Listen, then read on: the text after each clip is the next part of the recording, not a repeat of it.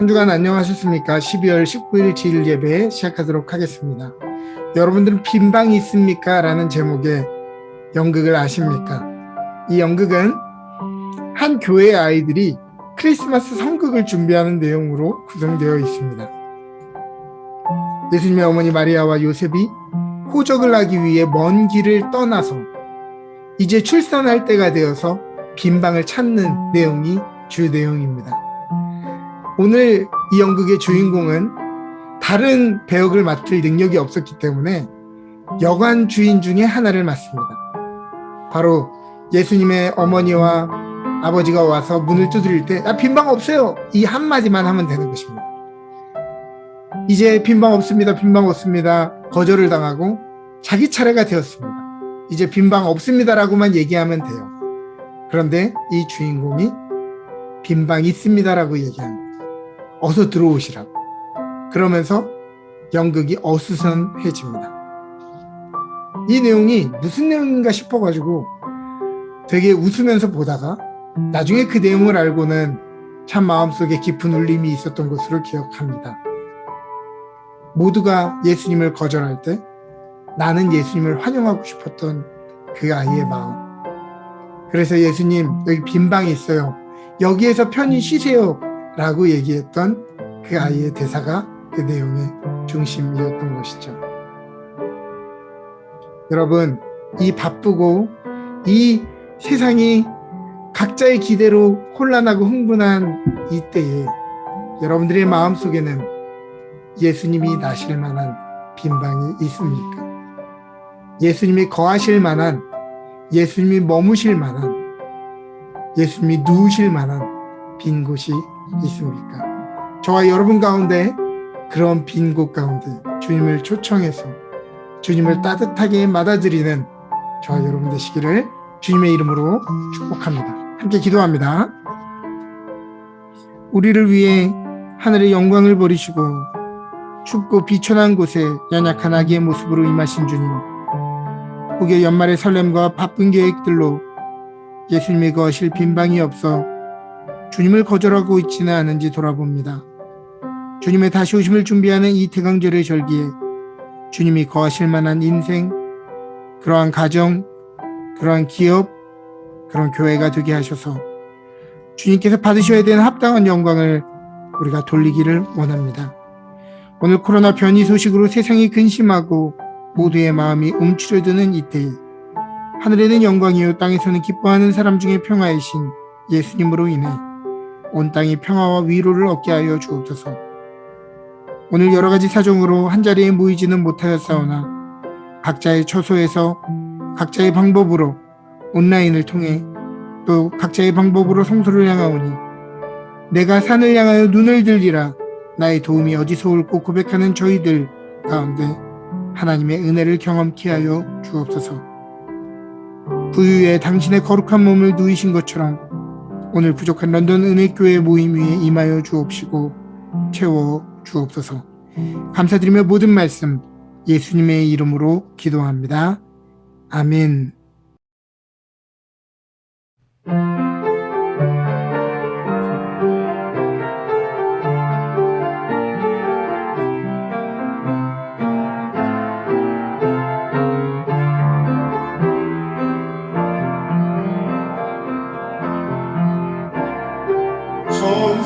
천사들의 노래가 하늘에서 들리니 상과들이 기뻐서 내 안이 저 울린다.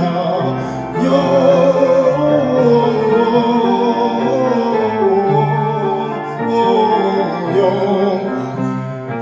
높이 계신 주께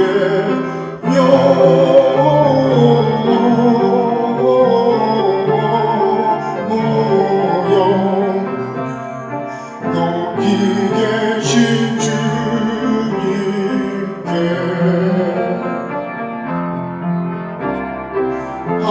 한밤중에 목자들 양떼들을 지킬 때 아름다운 노래가 정한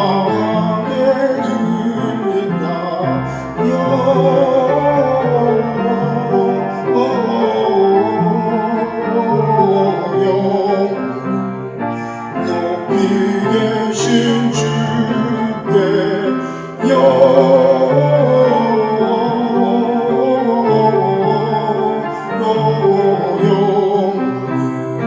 높이 계신 주님께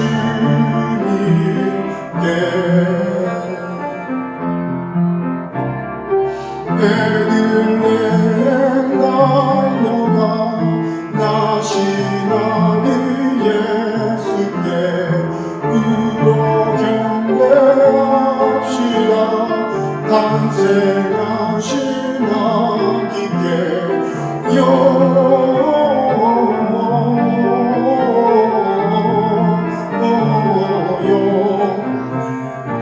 높이 계신 주께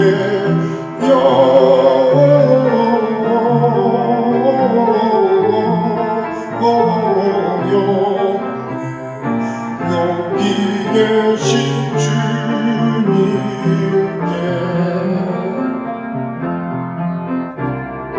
그 유 안에 누이신 어린 아기 예수께 우리들도 함께 기쁜 찬송 부르자.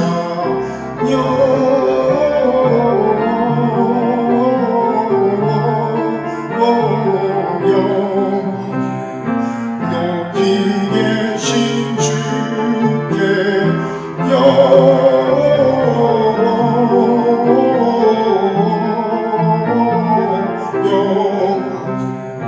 높이 계신 주님께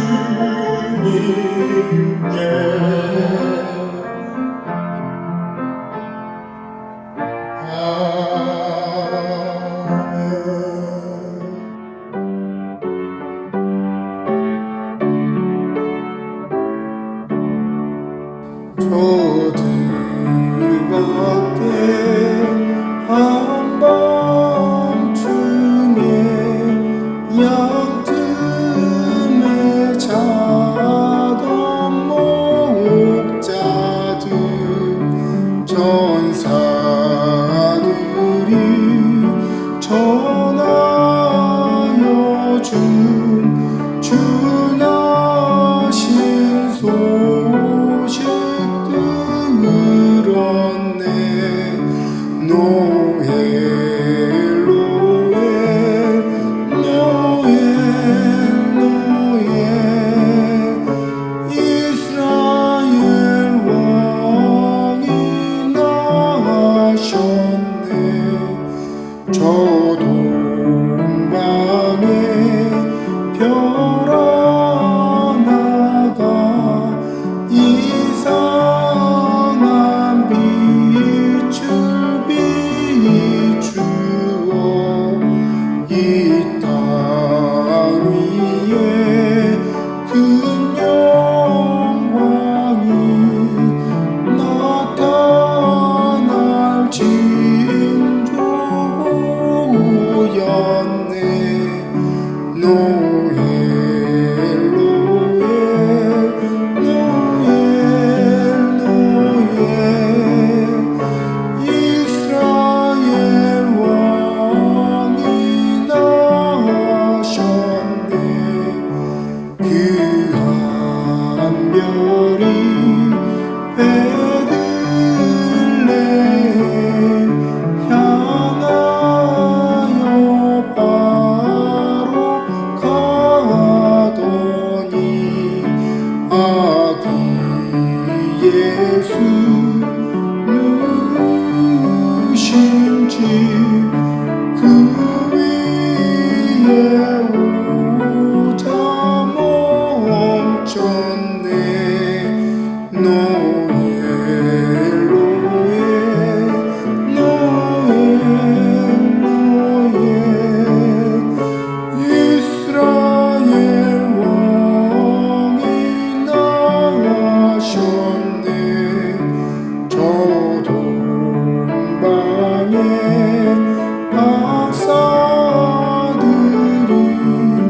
새아기 보고 절하고 그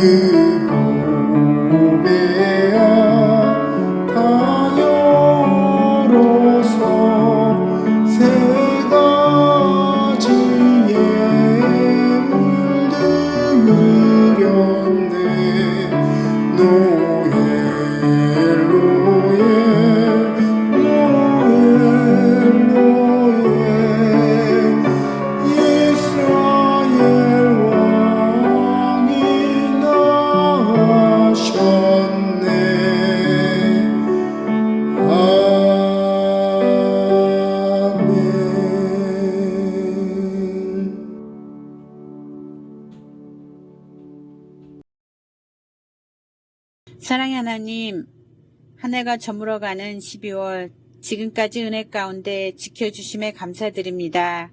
그동안 건강하게 보호하여 주시고 많은 축복 속에 지내왔음을 또한 감사드립니다. 한 해에 주신 청지기직을 성실히 감당하지 못했음을 이 시간 회개합니다. 코비드의 확산과 모임보다 흩어져야 했던 한 해였지만 성실하지 못한 마음과 주님을 의지하지 못하고 세상의 소식에만 마음이 흔들렸음을 이 시간 또한 회개합니다. 아기 예수님이 오시는 이 강림절 기간 동안 저희들 정직한 마음과 가난한 심령으로 주님의 성탄을 준비하게 하여 주시옵고, 많이 어렵고 혼란한 모든 나라들과 성도들 주님 보호하시고 지켜주시옵소서. 저희 성도들 더욱 기도와 봉사, 나눔으로 이 어려운 시기 견디게 하시고 우리의 소망이 주님께 있음을 깨닫게 하여 주시옵소서. 지역사회, 특히 추운 계절로 더 힘들어할 많은 소외층 주님 함께 하시어 저희들의 손을 사용하셔서 나눔과 위로 또한 베풀게 인도하여 주시옵소서. 은혜교회도 기억하여 주셔서 예산안, 결산안, 또 내년의 살림도 주님 함께 하셔서 주님의 일을 잘 감당하게 주님 인도하여 주시옵소서. 수고하시는 목사님 위로하여 주시고 건강 허락하셔서 주님의 큰 일꾼으로 쓰시기를 또 원합니다. 열방에 흩어져 말씀 전하시는 선교사님들 그리고 그 가족들에게 은혜와 위로 채워주시옵고 건강함과 보호하여 주시옵소서. 이 시간 거룩하신 예수님의 이름으로 잠시 기도하였습니다. 아멘.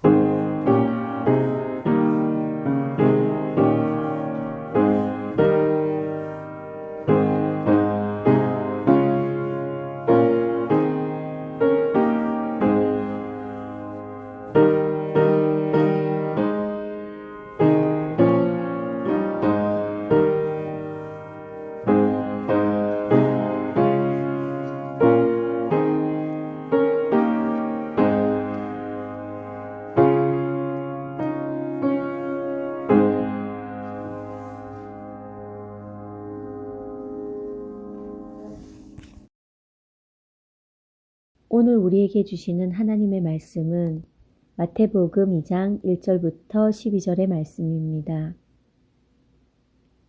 헤롯 왕 때에 예수께서 유대 베들레헴에서 나심에 동방으로부터 박사들이 예루살렘에 이르러 말하되 유대인의 왕으로 나신 이가 어디 계시냐? 우리가 동방에서 그의 별을 보고 그에게 경배하러 왔노라 하니 헤롯 왕과 온 예루살렘이 듣고 소동한지라. 왕이 모든 대제사장과 백성의 서기관들을 모아 그리스도가 어디서 나겠느냐 물으니 이르되 유대 베들레헴이오니 이는 선지자로 이렇게 기록된 바. 또 유대 땅 베들레헴아 너는 유대 고을 중에서 가장 작지 아니하도다. 내게서 한 다스리는 자가 나와서 내 백성 이스라엘의 목자가 되리라 하였음이니이다. 이에 헤롯이 가만히 박사들을 불러 별이 나타난 때를 자세히 묻고 베들레헴으로 보내며 이르되 가서 아기에 대하여 자세히 알아보고 찾거든 내게 고하여 나도 가서 그에게 경배하게 하라. 박사들의 왕의 말을 듣고 갈새 동방에서 보던 그 별이 문득 앞서 인도하여 가다가 아기 있는 곳 위에 머물러 서 있는지라. 그들이 별을 보고 매우 크게 기뻐하더라. 집에 들어가 아기와 그의 어머니 마리아가 함께 있는 것을 보고 엎드려 아기께 경배하고 보배합을 열어 황금과 유향과 몰약을 예물로 드리니라.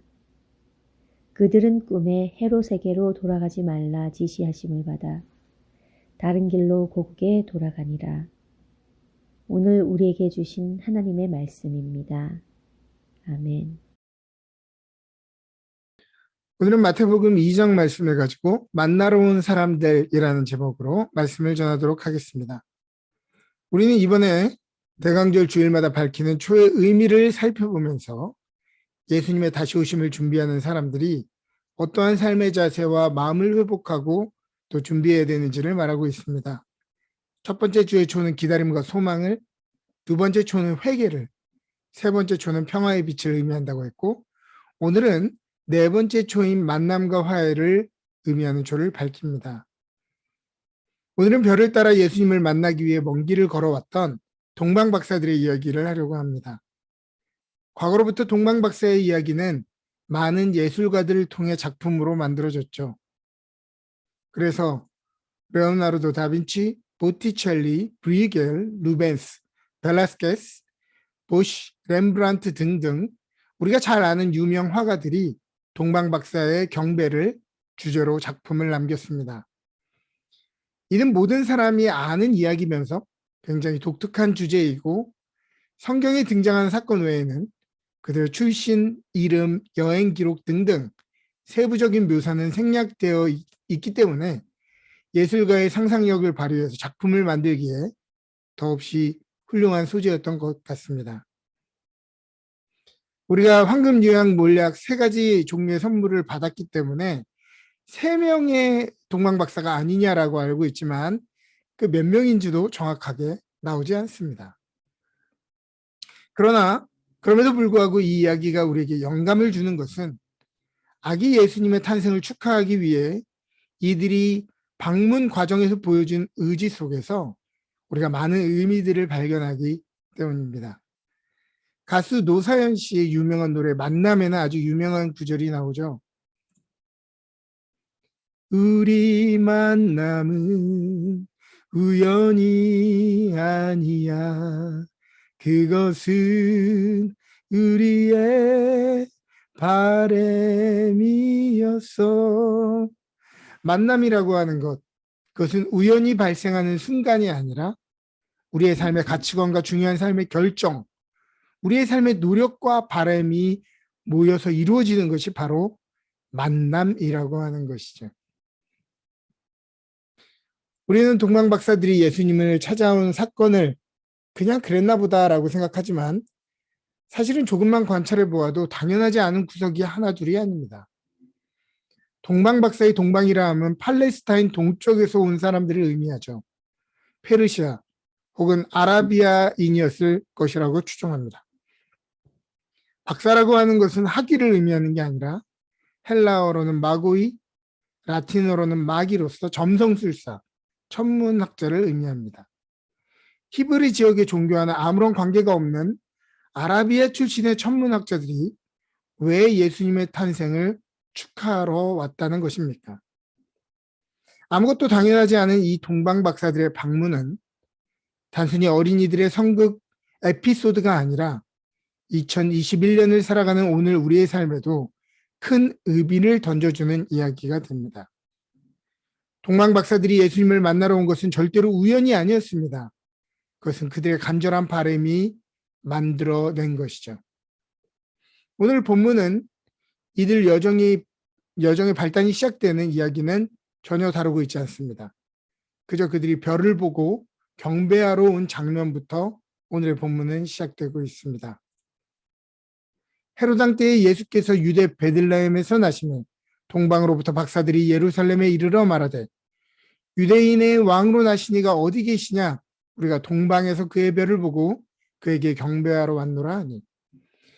그들은 도대체 무엇을 받고 무엇을 위해서 이 먼 길을 걸어온 것일까요? 확실한 것은 이 만남이 계산되지 않은 그들의 순수한 열정으로부터 시작했다고 하는 것입니다.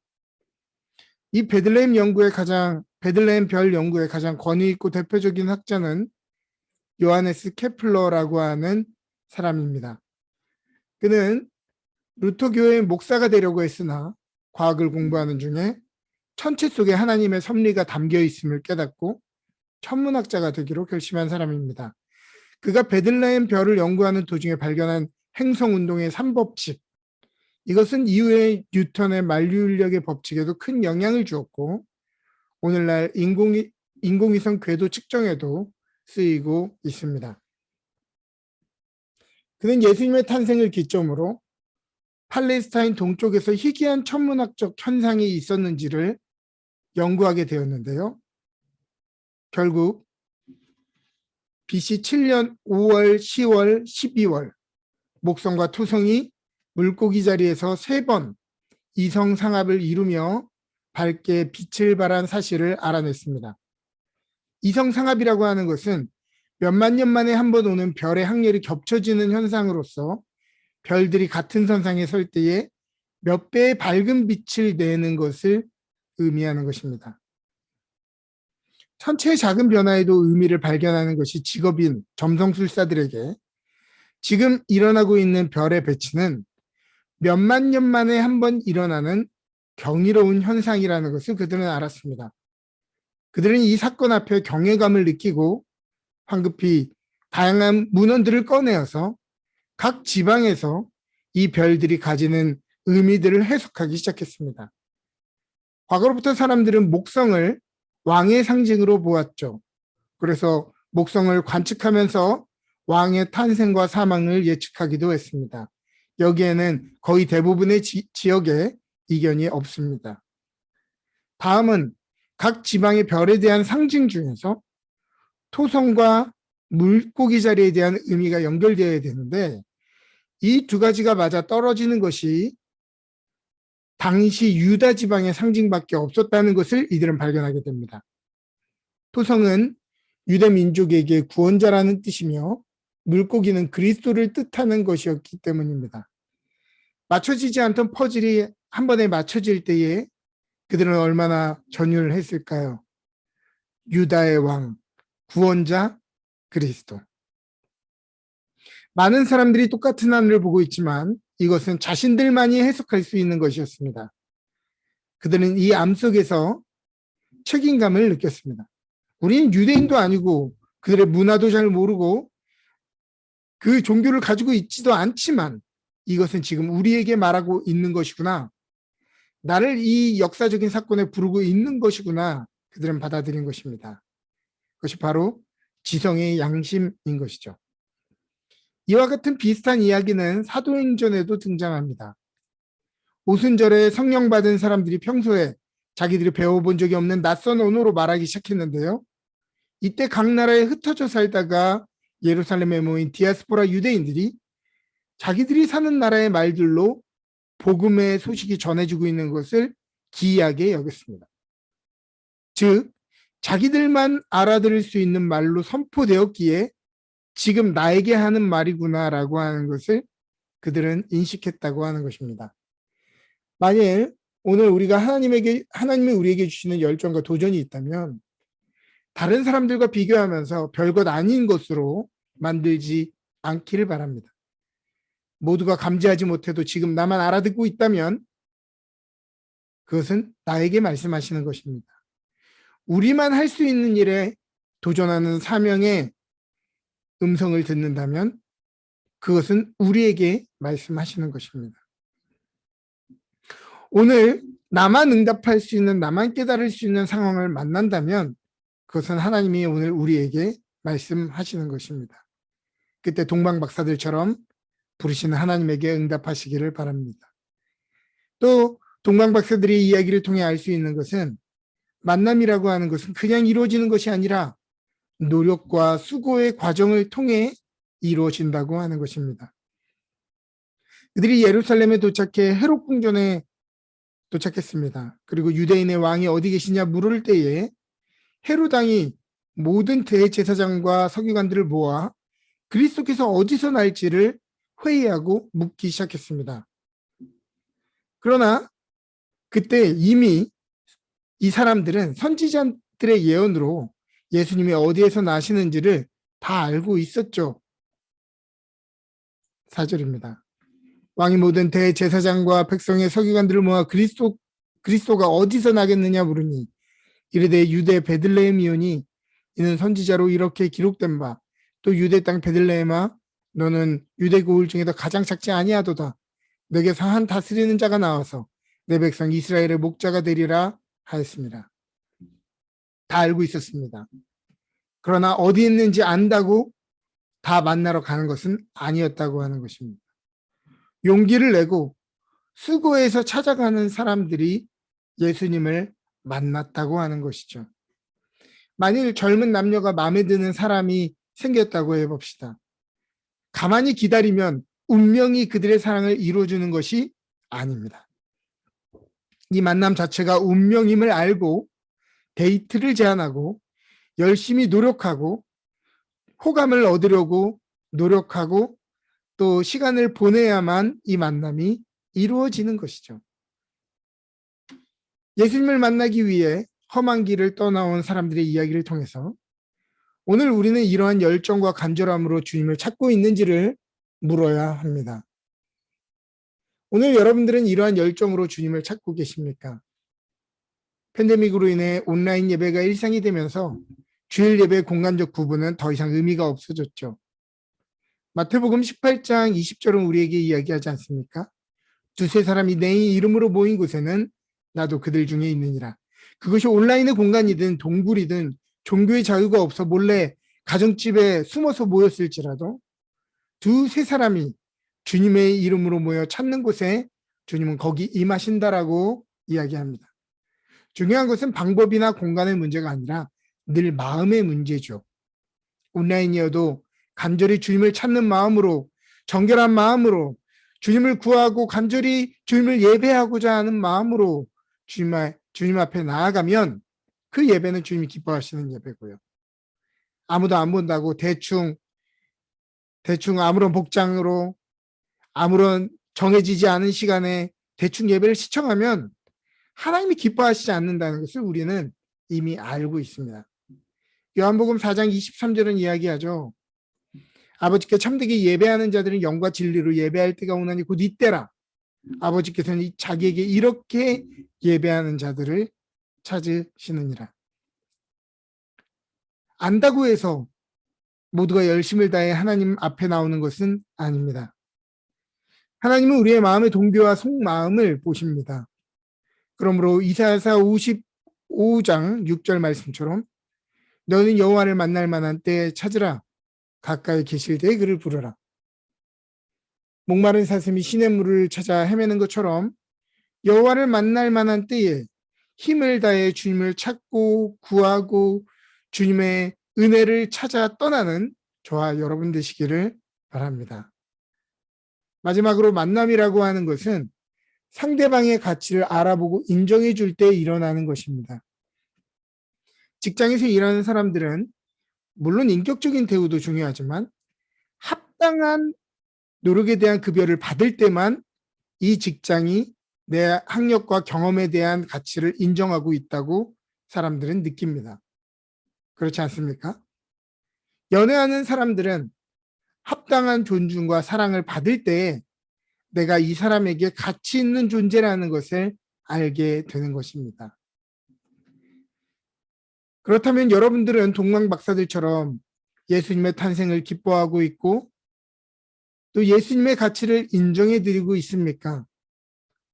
오늘 동방박사들은 예수님을 시골 동네에서 태어난 일개 아이로 보지 않았고요. 온 인류를 구원할 메시아임을 깨달았습니다. 황금, 유향, 몰약이 각각의 어떠한 상징을 가지는지는 굳이 설명하지 않겠습니다. 그 해석들보다 이 선물이 왕을 아련할 때에 드릴 수준의 가치 있는 곡물이었다라고 하는 것이 더 중요한 핵심일 것입니다. 생각해보면 예수님의 생애를 통틀어서 예수님을 왕에 걸맞는 존귀한 대우를 한 사람들은 정말 손에 꼽을 정도로 적습니다.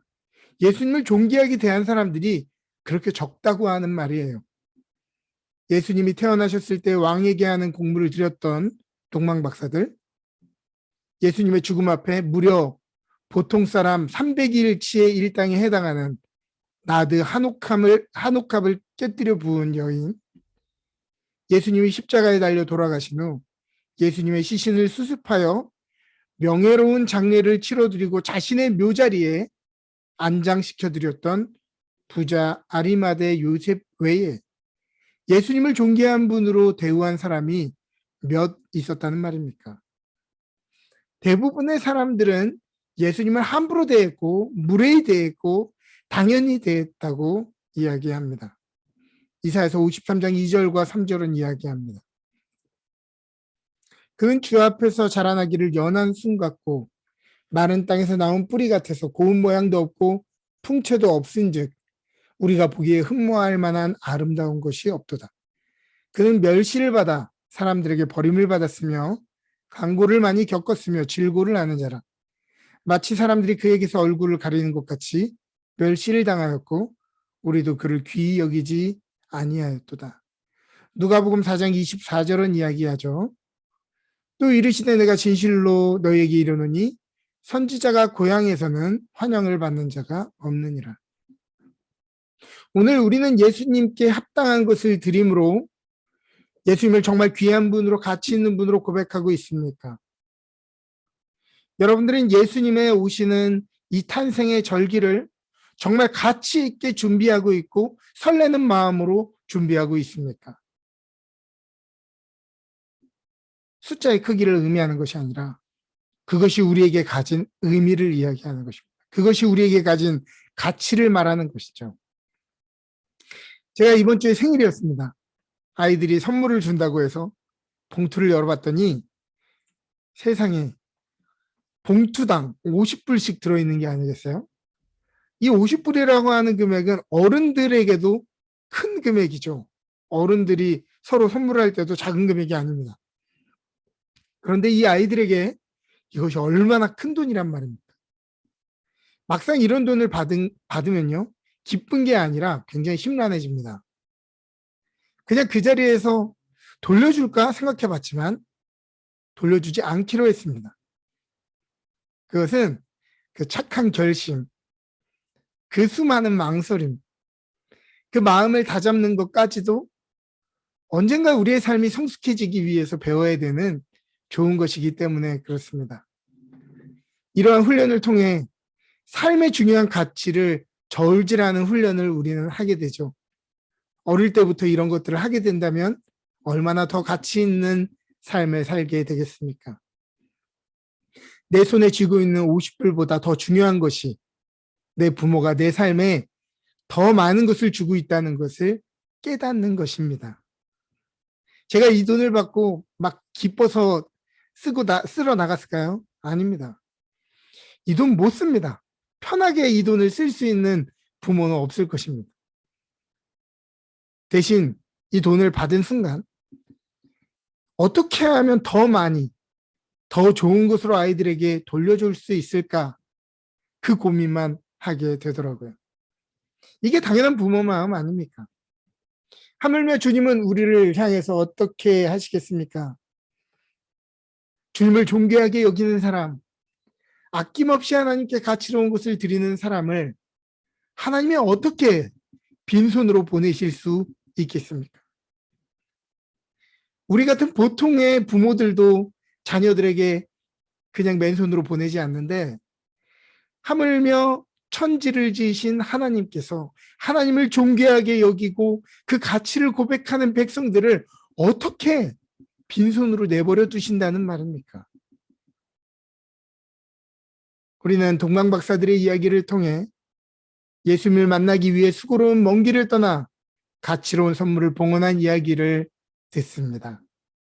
만남은 가만히 우연적으로 이루어지지 않습니다. 갈망하고 바라고 힘쓰고 향해 걸어 나갈 때, 그리고 그에 맞는 가치로움을 고백하고 그 소중함을 우리의 몸과 삶을 향해서 고백할 때 이루어지는 것입니다. 그러나 우리가 기억해야 되는 것은 우리가 그 어떤 수고와 열심을 행할지라도 우리를 사랑하시어 우리를 만나기 위해 하늘 보좌를 버리고 먼 길을 떠나오신 예수님의 사랑과는 그 어떤 것도 비교할 수 없다는 것을 말합니다. 황금, 유향, 모략도 가치 좋은 선물이었지만 우리를 사랑하셔서 내어주신 예수님의 생명과는 비교할 수 없이 작은 것에 불과합니다. 우리가 주님을 찾아가는 여정과 같지만 사실은 우리를 만나러 먼 길을 떠나오신 주님, 이 대강절의 절기에 우리에게 당신을 선물해 주신 하나님의 아들께 우리의 할 수 있는 최선을 다해 우리의 가장 가치로운 것으로 영광과 찬양을 올려드립시다. 할렐루야.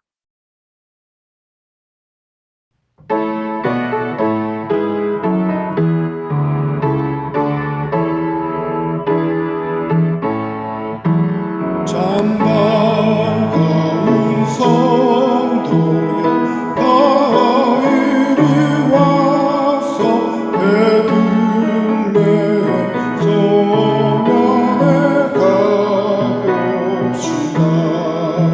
저 우유의 누이신 아기를 보고 엎드려 절하세. 엎드려 절하세. 엎드려 절하세. 구주 나시네. 저 천사여 찬송을 높이 불러서 이가 나라 천지에 울리어라. 주 하나님 앞에는 영광을 돌려 엎드려 절하세. 엎드려 절하세. 엎드려 절하세. 구주 나시네. 이 세상에 주께서 탄생할 때에 참신과 참사랑이 되시려고 저동정 영혼에서 나시었으니 엎드려 절하세. 엎드려 절하세. 엎드려 절하세. 구주 나시네. 여호와의 말씀이 육신을 입어 날 구원할 구주가 되셨도다. 늘 감사한 찬송을 주 앞에 드려 엎드려 절하세. 엎드려 절하세. 엎드려 절하세. 구주 나셨네.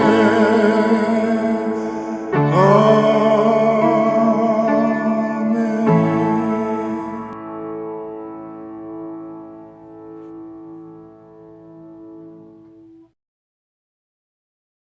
함께 봉헌 기도드립니다.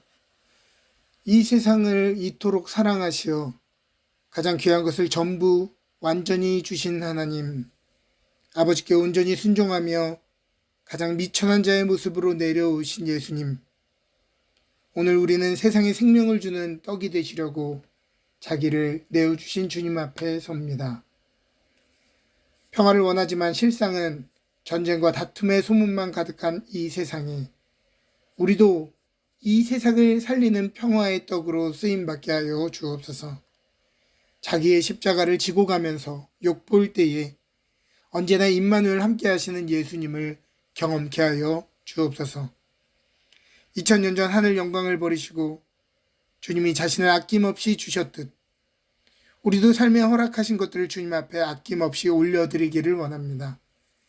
자신의 도시락을 바쳤던 아이가 주의 말씀을 순종하여 항아리 입구까지 물을 채웠던 하인들이 그 능력과 은혜를 더욱 경험했듯이 이 시간 마음을 다해 봉헌하는 이들의 눈을 열어 우리의 삶의 한복판에 함께 하시며 앞서 행하시고 길을 여시는 주님을 보게 하여 주옵소서. 우리에게 맡겨주신 이 예물들이 하나님이 기뻐하시는 각 곳에 바르게 흘러가고 쓰임받도록 인도하여 주옵소서. 성탄에 이 크고 기쁜 소식을 즐거워하며 또 함께 이 소식을 온 만방에 나누기를 원하오니 우리 런던 은혜교회가 이 마지막 시대에 주님 자존심 세워드리는 교회 되게 하여 주옵소서. 감사드리며 예수님의 이름으로 기도합니다. 아멘. 지금은 우리 주 예수 그리스도의 놀라우신 은혜와 하나님 아버지의 지극하신 사랑하심과 성령님의 감화 감동 교통하시는 은혜가 동방 박사들처럼 힘을 다해 주님을 찾아가며 가장 존귀한 곳으로 주님을 높여드렸던 그들의 모습과 같이 주님의 오심을 전심으로 준비하고 가장 가치로운 곳으로 주님을 찬양하기로 결정하는 주의 성도들 머리 위에 그들의 기업과 가정 위에 지금부터 영원토록 함께 하시기를 간절히 축원하옵나이다. 아멘.